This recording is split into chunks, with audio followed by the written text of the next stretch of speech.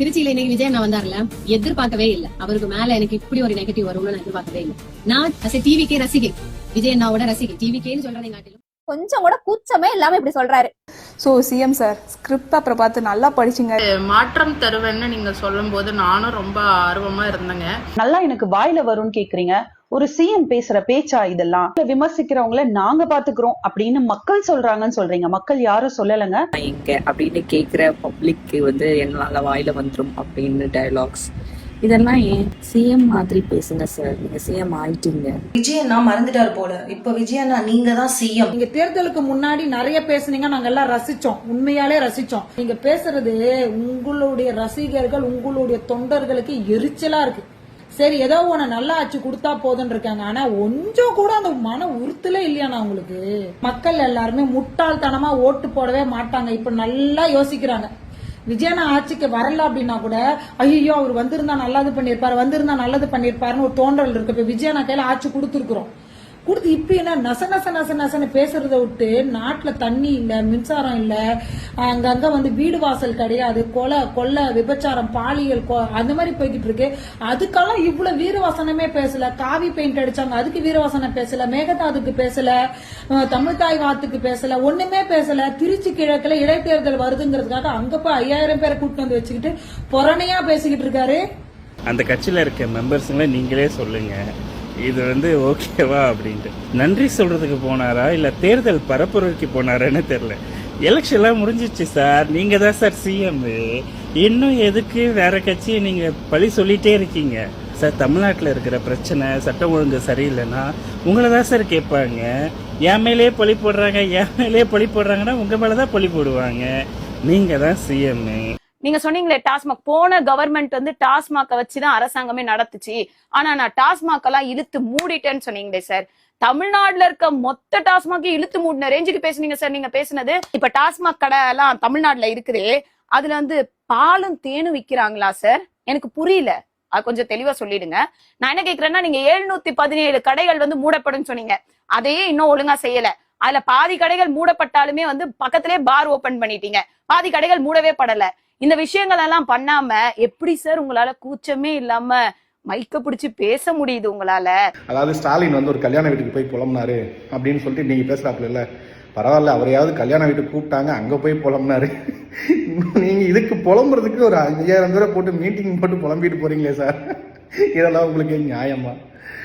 ஐயோ, நீங்க நிஜமாலுமே செம்மையா என்ஜாய் பண்ணி சிரிச்சாங்க.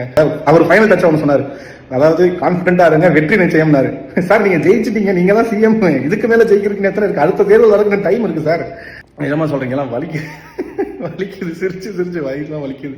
இதெல்லாம் பார்த்தா காமெடியா இருக்கு. ஒரு சிஎம் பேசுற மாதிரியா இருக்கு. நீங்க பேசுறது, நீங்க வர்றதுக்காக ஒரு 10 மணி நேரத்துக்கு முன்னாடியே ரோட பிளாக் பண்றது, 15 நாள்லயே அவ்வளவு புலம்பலாம். அவங்க புலம்பல, மக்கள் தான் புலம்புறோம்.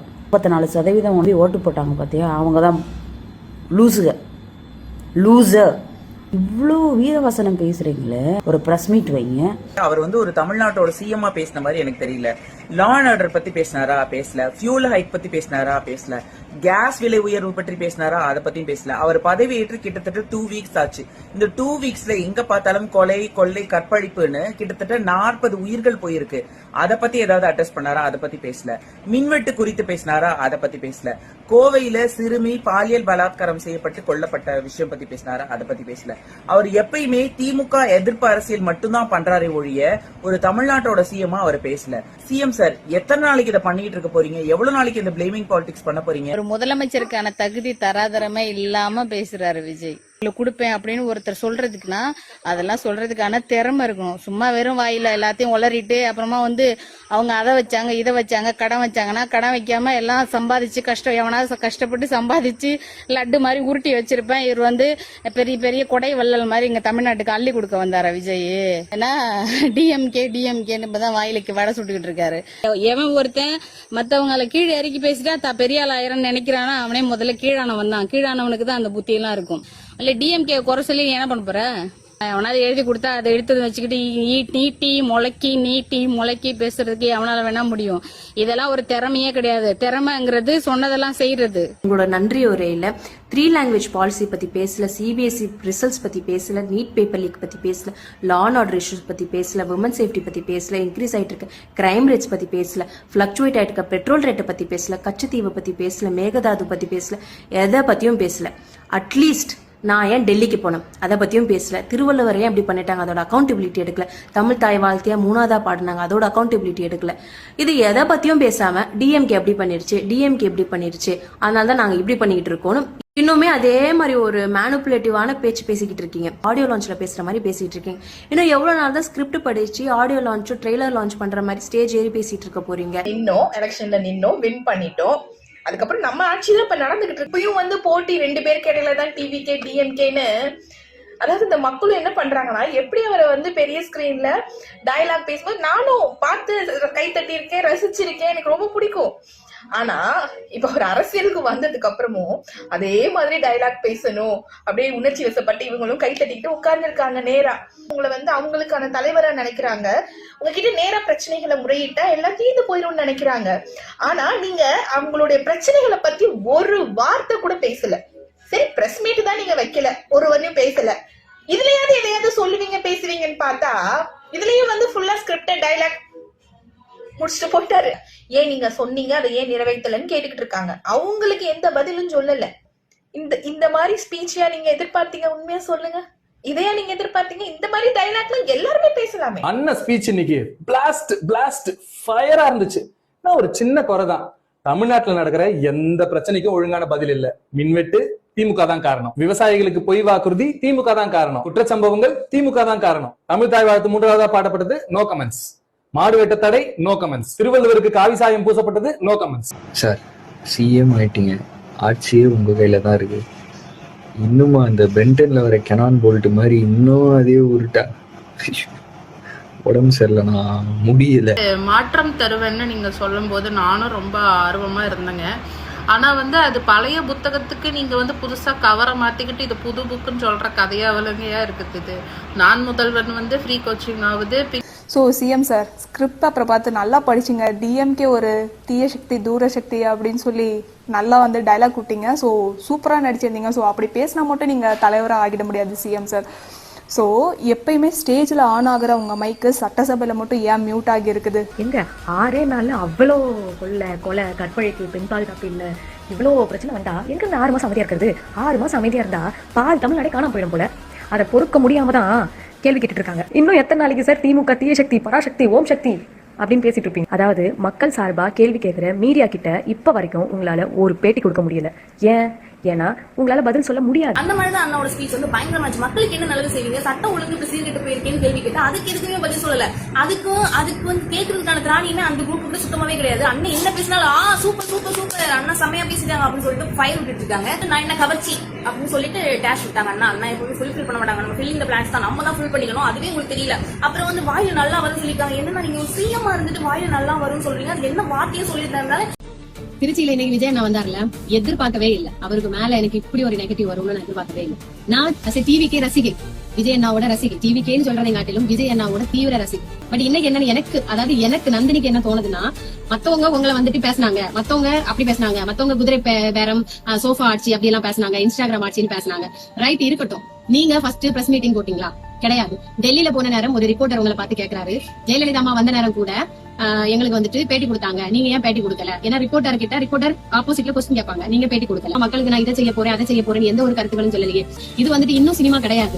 இன்னுமே நீங்க ஒரு முதலமைச்சரா தான் நீங்க இருக்கணும். அப்படிதான் நாங்க ஆசைப்படுறோம். நடிகருக்கு ஓட்டு போட்ட காலம் போய் அடுத்தது ஒரு முதலமைச்சரை தேர்ந்தெடுக்க ஓட்டு போட வேண்டிய காலம் வந்து. விஜய் அண்ணா திமுக தீய சக்தி மற்றும் பலர் ஊழல் கட்சி, இதுல இருந்து நீங்க எதுக்கு வேட்பாளர் கேட்டு வாங்குறீங்க? ஆட்சியில பங்கு அதிகாரம் பங்கு எதுக்கு கொடுக்குறீங்க? அவங்க வேட்பாளரை ஏன் ராஜினாமா பண்ண வைக்கிறீங்க? எல்லாத்தையும் திருப்பி அனுப்பிவிட்டுருங்க. நம்ம மானஸ்தர் இல்ல. நீங்க தேர்தலுக்கு முன்னாடி நிறைய பேசுனீங்க, நாங்க எல்லாம் ரசிச்சோம், உண்மையாலே ரசிச்சோம். நீங்க பெரும்பான்மை நிரூபிக்கிறதுக்காக 2 கட்சியும் உடைச்சி பிரிச்சு மேஞ்சி ஆட்சி அமைச்சிருக்கீங்க. கொஞ்சம் கூட நன்றி விசுவாசமே இல்லையா உங்களுக்கு? நீங்க பேசுறது உங்களுடைய ரசிகர்கள் உங்களுடைய தொண்டர்களுக்கு எரிச்சலா இருக்கு. சரி ஏதோ உன நல்லா ஆச்சு கொடுத்தா போதுன்னு இருக்காங்க. ஆனா கொஞ்சம் கூட அந்த மன உறுத்தலே இல்லையாண்ணா உங்களுக்கு? நீங்க பேசுறத பார்க்கும்போது எல்லாமே நான் கரெக்டான வழியில தான் இருக்கேன், நான் கரெக்டா தான் போய்கிட்டு இருக்கேன்ற மாதிரி பேசுறீங்கன்னா, நீங்க சொல்றீங்க பாருங்க இந்த ஜெனரேஷன் சட்டமன்றத்துல பாக்குறாங்க, இதையும் தானே பாக்குறோம். ஒவ்வொரு கட்சியில இருந்து இழுத்துன்னு போய் உட்கார வைக்கிறீங்க பாரு, அதையும் தான் பாக்குறோம். நான் திமுகவுக்கும் சப்போர்ட் கிடையாது, நான் அதிமுகவுக்கும் சப்போர்ட் கிடையாது, நான் டிவிகேக்கும் சப்போர்ட் கிடையாது. இந்த ஜெனரேஷனுக்கு தான் புரியலன்னு பார்த்தா விஜய் அண்ணாவுக்கே புரியல. அவரு இப்ப எப்படி ஆட்சி அமைச்சிருக்கோம் அப்படிங்கறது புரியல. இங்க வந்தது ஒரு நல்ல டைம்ல வந்திருக்கீங்க. ஜிடிபி நல்லா இருக்கு, ஸ்டேட்டோட ரெவென்யூஸ் நல்லா இருக்கு, நல்ல திட்டங்கள் இருக்கு. அவங்க வந்தது எப்ப தெரியுமா? கிரைசிஸ் சிச்சுவேஷன்ல. அப்பவே அவங்க புலம்பல இது மாதிரி பாஸ்ட் கவர்மெண்ட் இப்படி பண்ணிட்டு போயிட்டாங்கன்னு. ஒன்னு ஃபர்ஸ்ட் டே செகண்ட் டேல கால் எடுத்து வச்சாச்சு ஃபீல்ட் ஒர்க்ல. கடந்த ஒரு மாசத்துல எத்தனை கொலை கொள்ளை வன்கொடுமைகள் எல்லாம் நடந்திருக்குன்னு தெரியும். இத்தனை சம்பவங்களுக்குமே இதுக்கு முன்னாடி இருந்த ஆட்சியாளர்கள் தான் காரணம்னு ஒரே போட்டாரு. நீங்க தான் இப்போ சிஎம், முன்னாடி இருந்தவங்க எல்லாம் செய்யல, நான் வந்து செய்ய போறேன்னு சொல்லி தானே ஓட்டு வாங்குனீங்க. எத்தனை காலத்துக்கு தான் அவங்களையே குறை சொல்லிக்கிட்டு இருக்க போறீங்க? நீங்க என்ன பண்ண போறேங்கிறத சொல்லுங்க. அதை விட்டுட்டு மக்களை எப்ப பார்த்தாலும் தூண்டி விட்டுக்கிட்டே இருக்கிறது. கவர்ச்சின்னு சொல்றாங்க. அப்ப நான் என்ன அப்படின்னு ஒரு பாஸ் விடுறீங்க. அப்புறம் நல்லா வருது வாயில அப்படின்னு வேற சொல்றீங்க. அப்போ நீங்க வழி நடத்துறதுனாலதான், நீங்க இந்த மாதிரி எல்லாம் கைட் பண்றதுனாலதான் உங்களோட சப்போர்ட்டர்ஸ் அசிங்கமா கமெண்ட்ஸ்ல பேசிட்டு இருக்காங்களா? ஃபேக் நியூஸஸ் எல்லாம் ஸ்ப்ரெட் பண்ணிட்டு இருக்காங்களா? விமர்சிக்கிறவங்கள நாங்க பாத்துக்கிறோம் அப்படின்னு மக்கள் சொல்றாங்கன்னு சொல்றீங்க. மக்கள் யாரும் சொல்லலைங்க, உங்களை கேள்வி கேக்குறாங்க. சிஎம் சார் ரோட்ல இறங்கி போராடுறாங்க, உங்களை பாக்குறதுக்காக முயற்சி பண்றாங்க. நீங்க வாயை திறந்து பிரஸ் மீட் கொடுங்க சிஎம் சார் அப்படின்னு கேக்குறாங்க. விஜயண்ணா மறந்துட்டாரு போல. இப்ப விஜயண்ணா நீங்க தான் சிஎம், ஆனா இங்கேயும் வந்து எலெக்ஷனுக்கு முன்னாடி பேசின மாதிரியே திமுகவுக்கு எதிராக பேசிட்டு இருக்கீங்க. ஸ்கிரிப்ட கொஞ்சம் மாத்தி எழுத சொல்லுங்க.